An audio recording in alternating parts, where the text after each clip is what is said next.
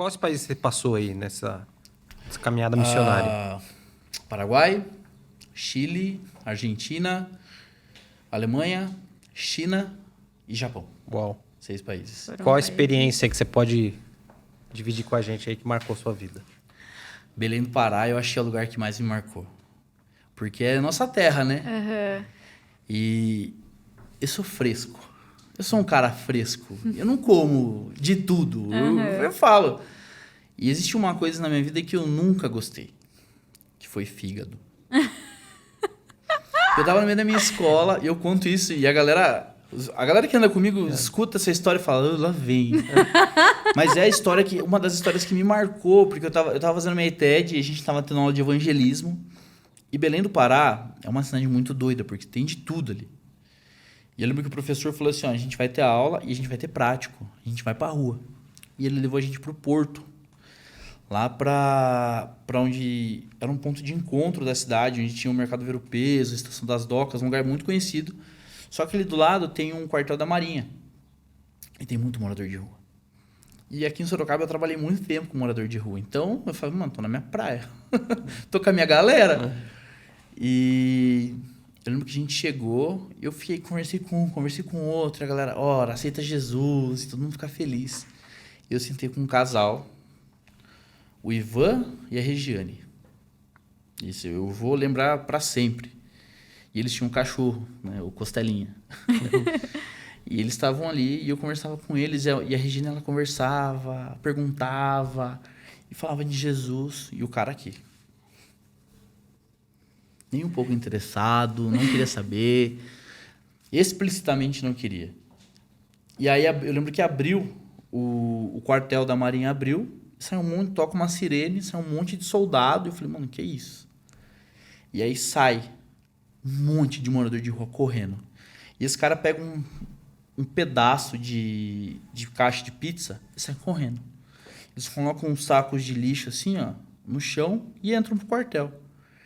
Mano, cena de The Walking Dead, tá ligado? E eu lembro que ele enfiou a caixa de pizza no saco, rasgou e voltou. Quando ele voltou, ele colocou essa caixa no chão, assim, ó.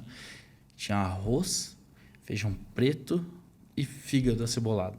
Aqueles sacos eram o resto da comida dos soldados no quartel, que eles davam pros moradores de rua. Eu lembro que eles começaram a comer ali. O Ivan, a Regiane e o Costelinha. Os 3. Com a mão e o cachorro comendo, lambendo a caixa. E o cheiro do fígado subindo, e eu olhei assim e falei, mano, fígado, né? E o cara falou pra mim assim, come com a gente, missionário. A hora que ele falou isso, eu falei, como? E comecei a comer ali, com a mão. Eu e os 3, o cachorro aqui e o cachorro do meu lado. Na parte que eu dei a segunda mãozada, o cara desabrochou. Ele se abriu assim, ó. Ele olhou pra minha cara e, tipo, eu acho que ele não acreditava que eu ia comer. Nem eu acreditava que eu podia comer aquilo ali. E eu comecei a comer e eu fiquei com eles ali e a gente ficou cerca de 2 horas ali, falando de Jesus.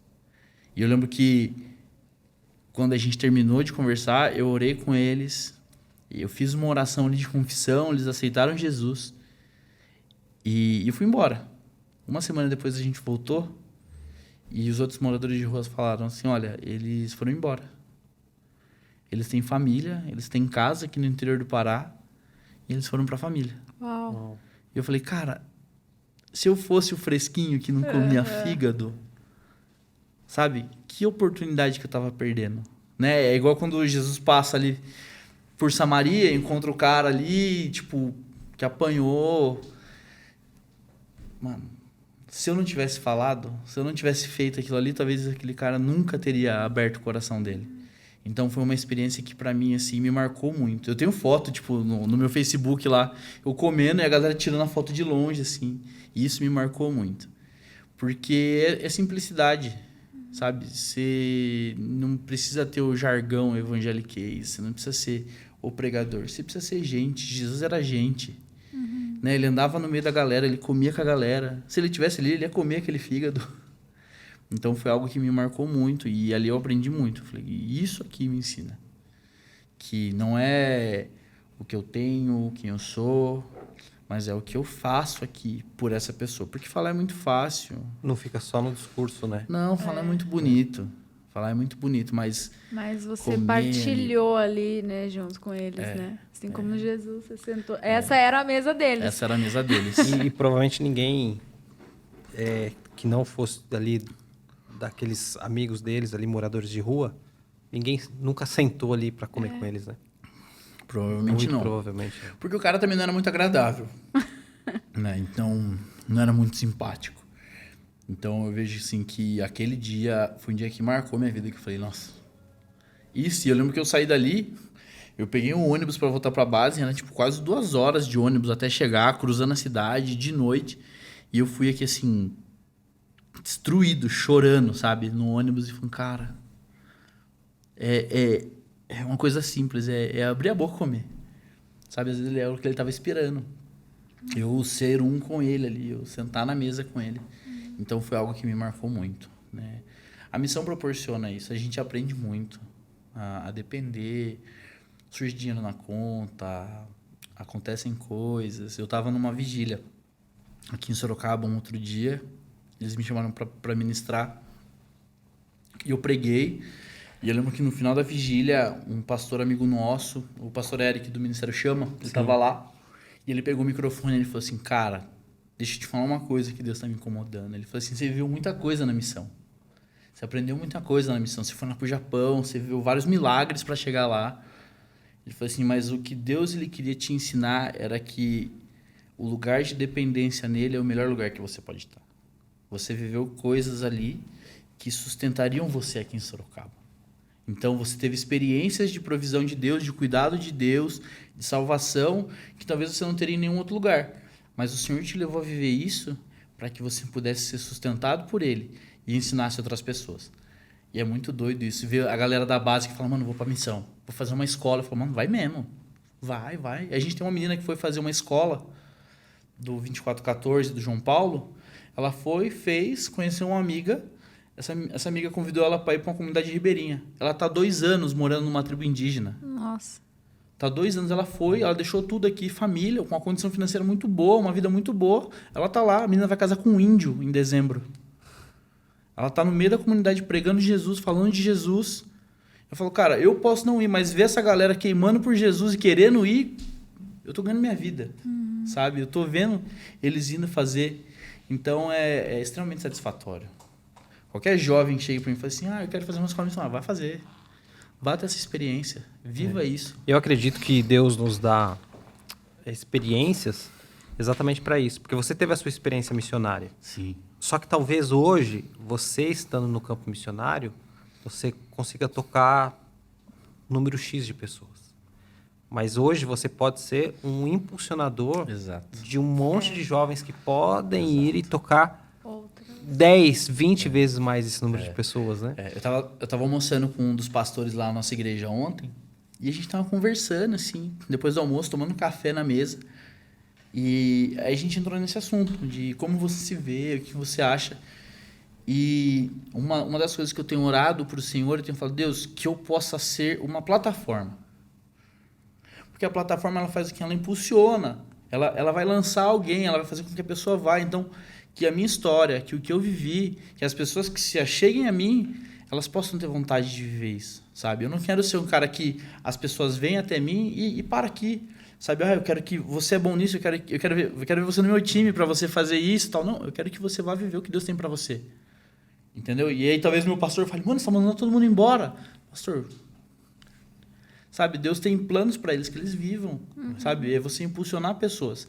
Eu poderia tocar meia dúzia de pessoas, mas eles podem tocar nações, podem tocar lugares que eu não vou, né? E isso é incrível, porque você faz parte disso, né? A gente, na missão, a gente sempre fala, tem o cara que vai, o que sustenta, o que ora, e hoje eu vejo que a minha função é ser um catalisador, sabe? Tipo, você quer, então viva isso, sabe? Você sonha com isso, então viva isso, vai atrás mesmo, sabe? E sabe de uma coisa, Gabriel? Os jovens, eles precisam de um propósito, né? Então, por que o jovem ele acaba se envolvendo, às vezes, numa doutrinação, ou num partido político, ou, enfim, em alguma coisa? Porque ele quer algo pelo que lutar. E eu entendo que, se você tem isso, e se a igreja for um impulsionador de jovens, pelo contrário, vocês estão enviando jovens, mas vai chegar muito jovem.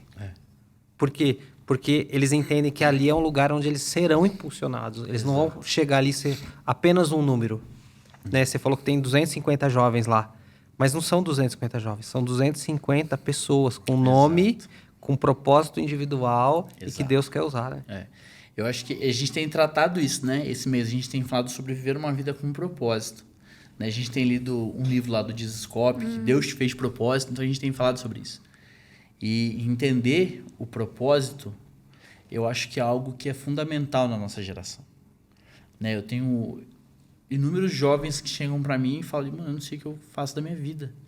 E às vezes o cara tem recurso, tem uma família muito boa, tem um carro legal. Tem uma saúde boa. Tem uma saúde boa, o pai paga uma faculdade legal. E você olha pro cara e você fala assim, mano, como? Você não sabe o que você quer fazer da sua vida? Tá ligado? Tipo, você tem uma gama de opções, você pode fazer o que você quiser. Se você falar pro seu pai assim, eu nunca vou trabalhar e vou viver de serviço social, seu pai vai falar, mano, vai lá. Então, às vezes o jovem, ele tem alguém ali que até fala, pô, faz isso, que ajuda. Mas o que o jovem precisa é alguém que aponte para ele. Tipo assim, ó, vai nesse caminho, sabe? Ativa isso aqui na sua vida, vai viver isso daqui. Eu vou dar o exemplo, o caminho com o Jota. É injusto para mim se eu falar para o João ele tem um dom incrível na comunicação, ele trabalha com isso, né? Ele é o gestor de tráfego, é o cara da publicidade, do marketing. Se eu não potencializar e não estimular ele a viver isso, cara, eu tô cerceando algo da vida dele ali, eu tô tirando algo que Deus tem para ele, que ele pode ser um influenciador. Se eu falar para ele assim, mano, fica parado aqui dentro da igreja aqui só atendendo gente, ele vai morrer. Então, o jovem, ele procura o quê? Um motivo pelo qual morrer, um motivo pelo qual entregar a vida dele. Essa foi uma das primeiras coisas que o pastor Eduardo falou pra gente quando ele nos chamou para liderança. Ele falou assim, o jovem gosta de causa. O jovem gosta de vestir a camisa de alguma coisa. Agora, né? Os próximos meses vai ser partido político, ou vai ser causa social, isso mesmo. ou causa humanitária. O jovem, ele sempre vai se levantar. Então, que o jovem se levante para viver algo no reino de Deus, sabe? Para entender. Ele não está proibido de falar de política, ele não está proibido de falar de causa social, mas que ele potencialize aquilo que Deus tem para ele dentro de um propósito divino. Mas que a maior bandeira dele seja o reino, né? O seja cristianismo, Jesus, né? Seja Jesus. Não é uma bandeira vermelha, verde e amarela, mas é uma bandeira manchada com sangue. Exatamente. Eu acho que é isso, sabe? O jovem entender o porquê ele está aqui. Esse foi um corte do NSDC Cast. Para conferir o podcast completo, que a gente fala muito mais sobre esse assunto, é só clicar no link que está aqui na descrição e conferir aqui no nosso canal no YouTube.